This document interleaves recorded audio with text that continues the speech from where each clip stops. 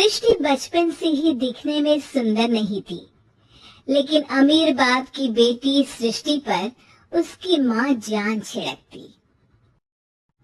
मेरी बेटी कितनी प्यारी है, भगवान सबको सृष्टि जैसी बेटी दे। सृष्टि धीरे धीरे बड़ी होती है।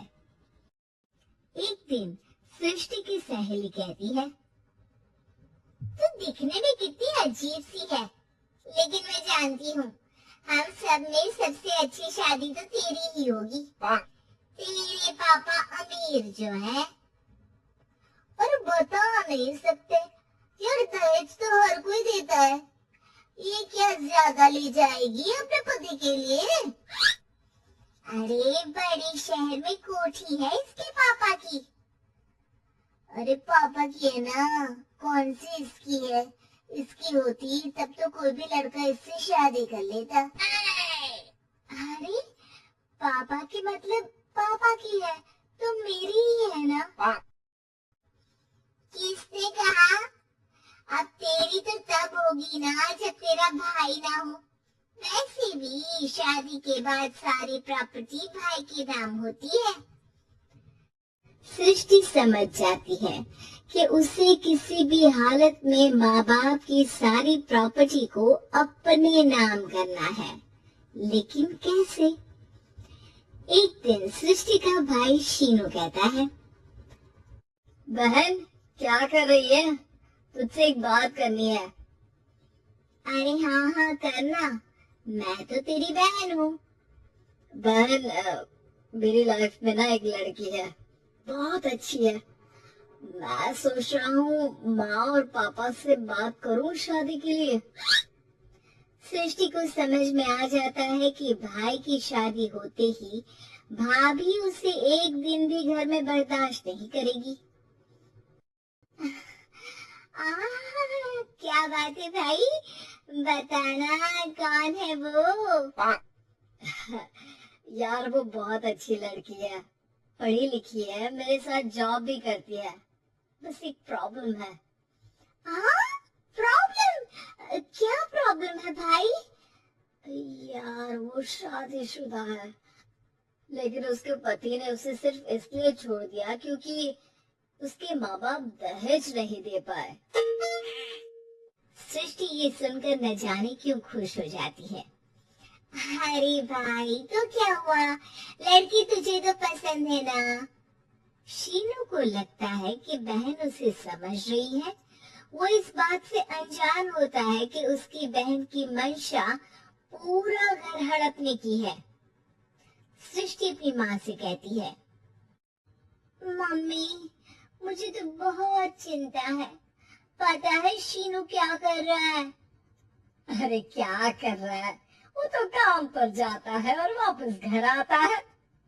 नहीं ना माँ, वो यही तो नहीं कर रहा, बाकी सब कर रहा है। आपको पता है उससे प्यार है, और वो भी एक शादीशुदा लड़की से। ये क्या हो गया, मैं सोसाइटी में क्या मुंह दिखाऊंगी?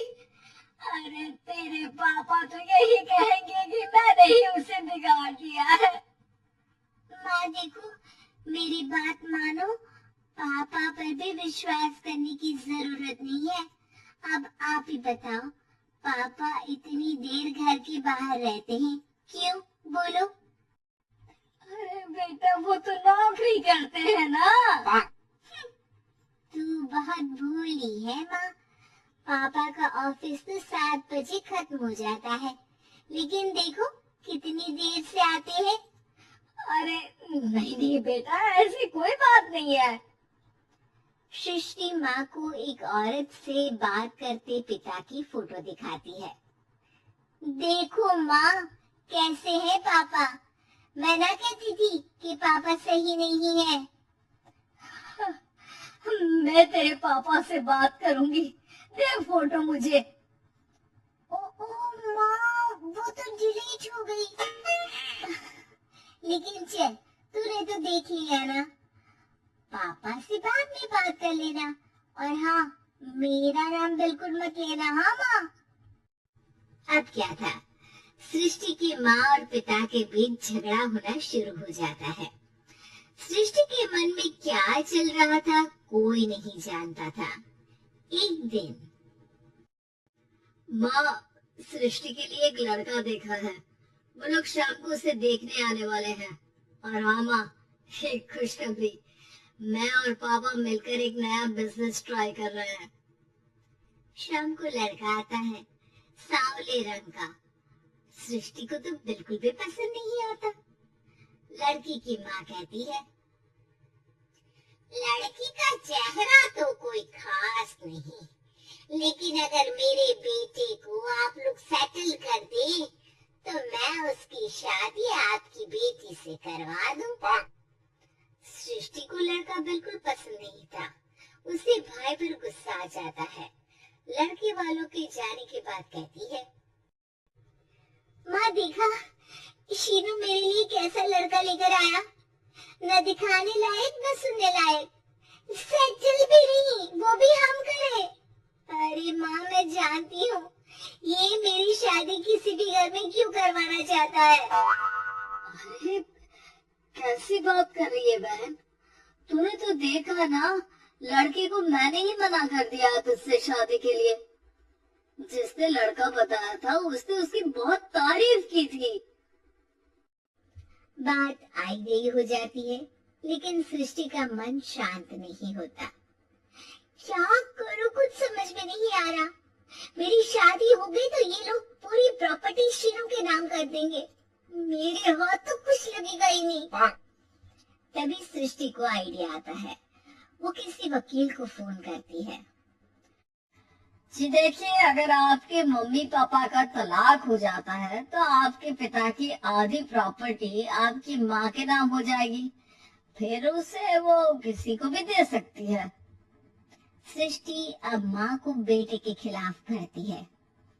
माँ, शीनू पर नजर रखा करो, वो जिस लड़की के प्यार में है ना वो शादीशुदा है।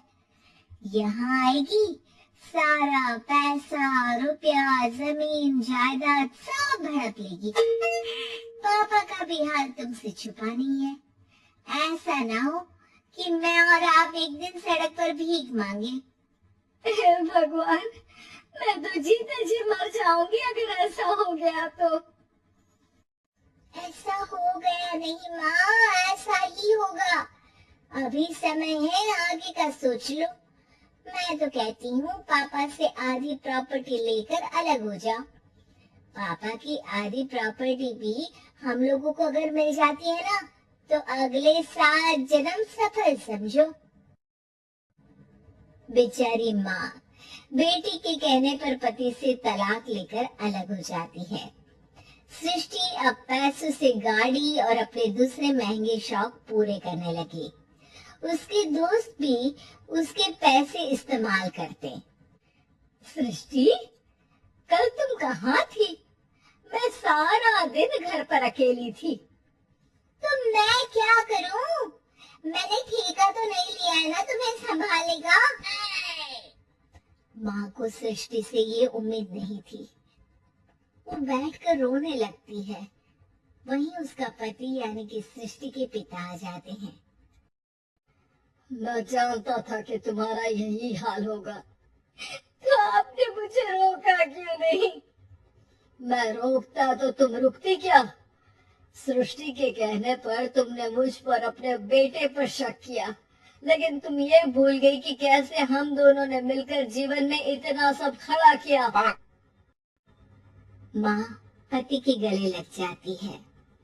मुझे माफ कर दीजिए, मैंने आपकी कमाई का एक बड़ा हिस्सा गवा दिया। कोई बात नहीं, तुम साथ हो तो मैं ऐसी 7 प्रॉपर्टी खड़ी कर दूंगा। तभी वहाँ सृष्टि आ जाती है रोते हुए। माँ, मयंक ने मुझे छोड़ दिया। वो बोल रहा था जब तक मेरे पास पैसे थे तब तक ही वो मेरे